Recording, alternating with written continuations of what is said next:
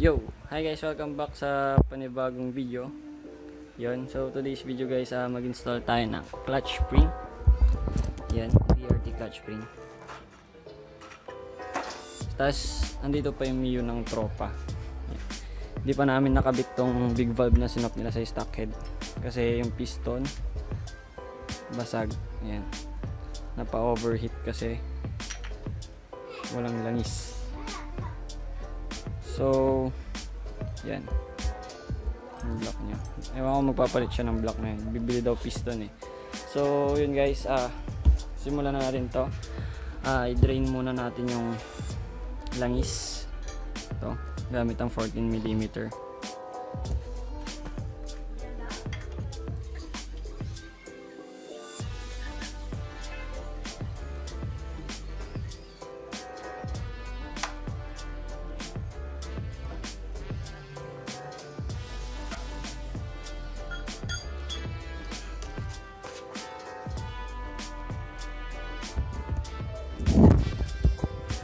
So habang dinidrain natin yung langis guys, drain na din natin yung coolant. Tatanggalin lang natin tong 8mm dito. Yan.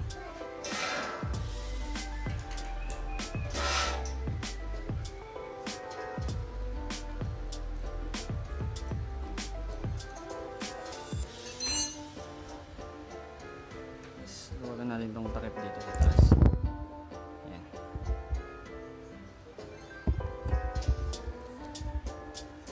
Pagkalis mo yan, tatalsik yan.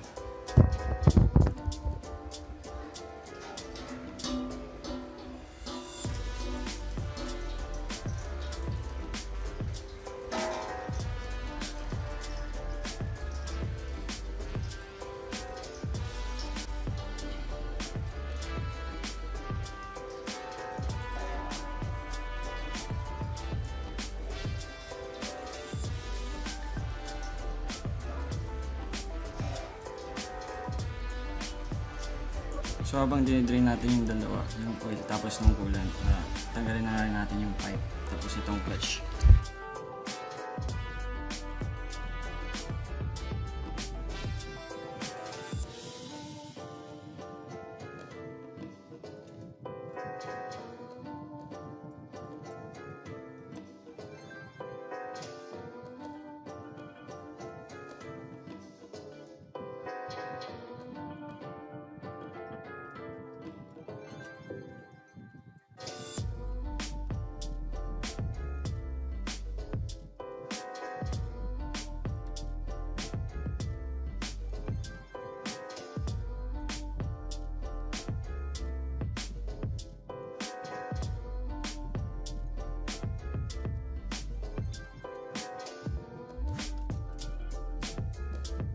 Salisin na rin natin itong hose tapos itong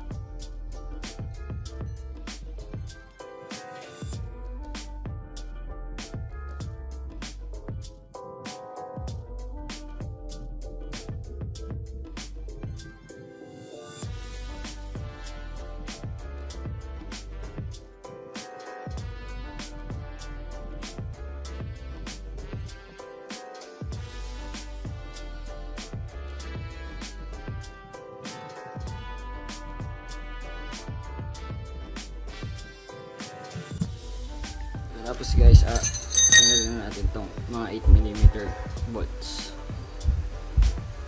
sa gilid.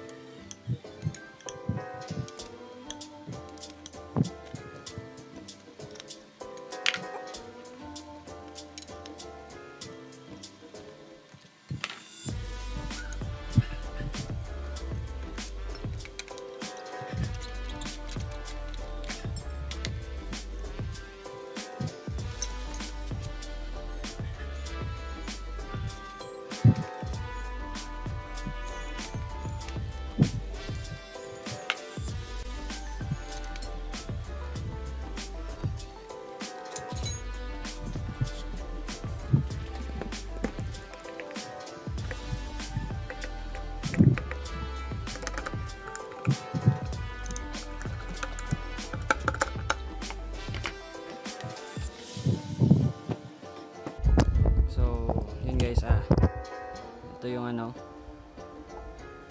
clutch springs. Alisin nyo lang yan. Pag alisin nyo siya, parang pa star pattern. Yan, tapos ito yung lining nya. Ewan, tapos guys, pala naputol yung ano, return spring ng Raider ko. Yan o, putol siya. Yan, papalitan ko na lang siya sa susunod. Wala pa akong mahanap dito sa amin. So, baklasin na natin to guys. Yan, 8mm lang din yung size nya.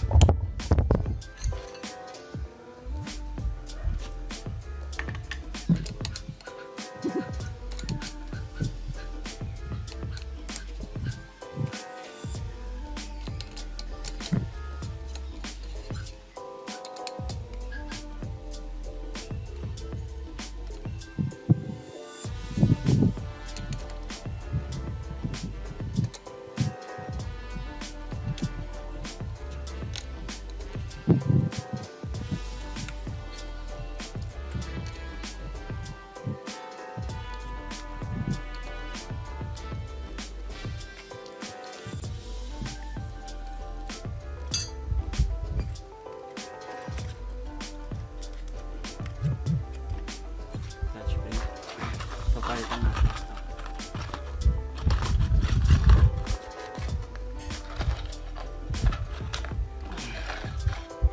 So, yan. Ito yung ano, clutch spring. Mas mataba yung ano niya, spring. Ito yung stock, mas marami. Mas marami siya dito. Mas matigas to.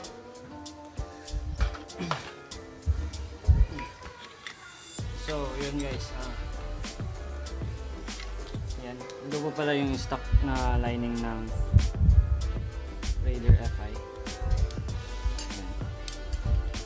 Maliliit siya dito. Tapos, ito yung pito.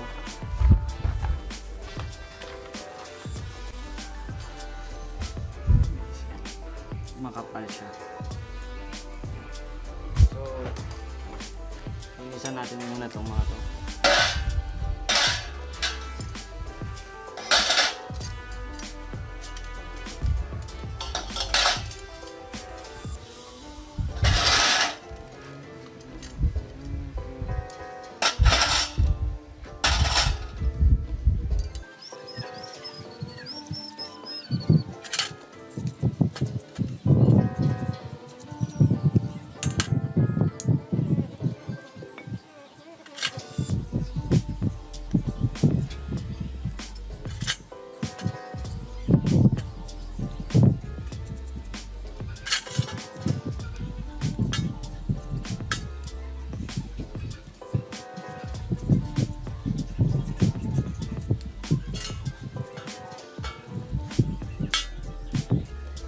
So, lagyan na natin itong lining guys.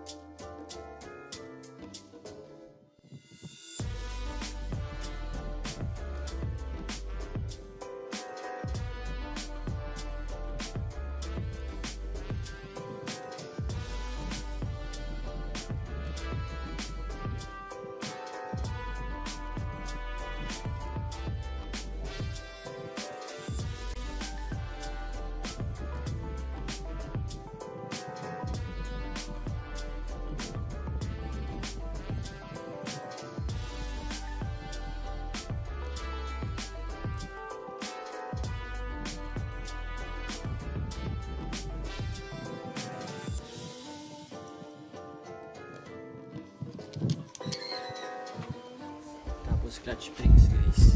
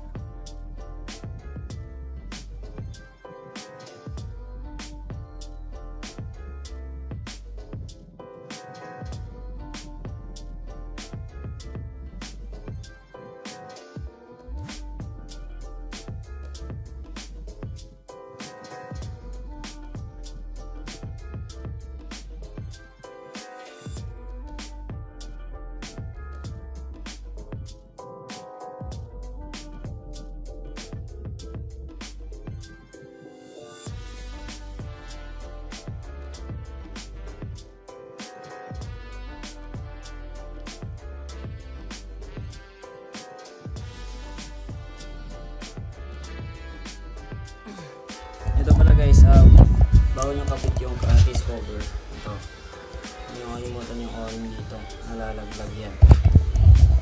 So, sa akin hindi ko muna napalitan yung gasket kasi hindi pa ako nakabili. Yan. So, kapit na natin guys.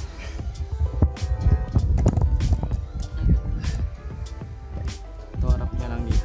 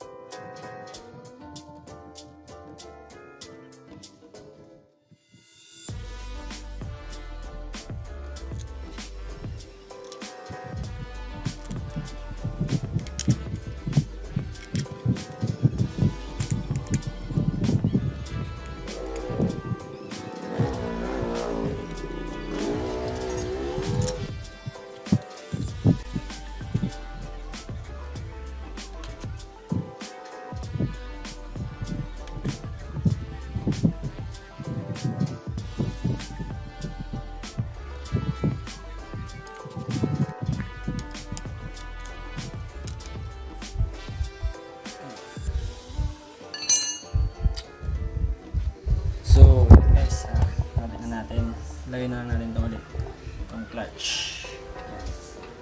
Tapos yung mga ibang tinanggal natin kanina, gaya itong mga hose.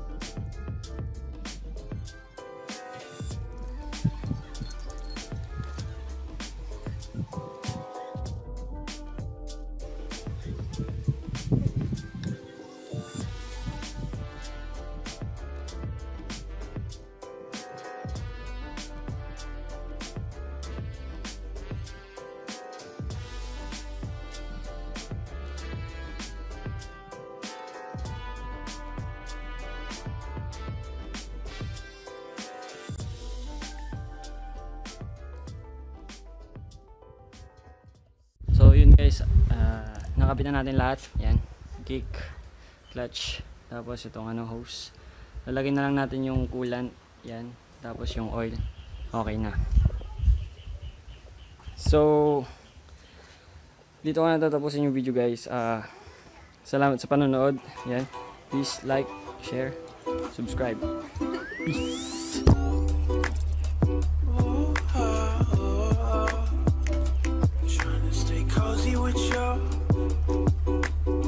Cozy with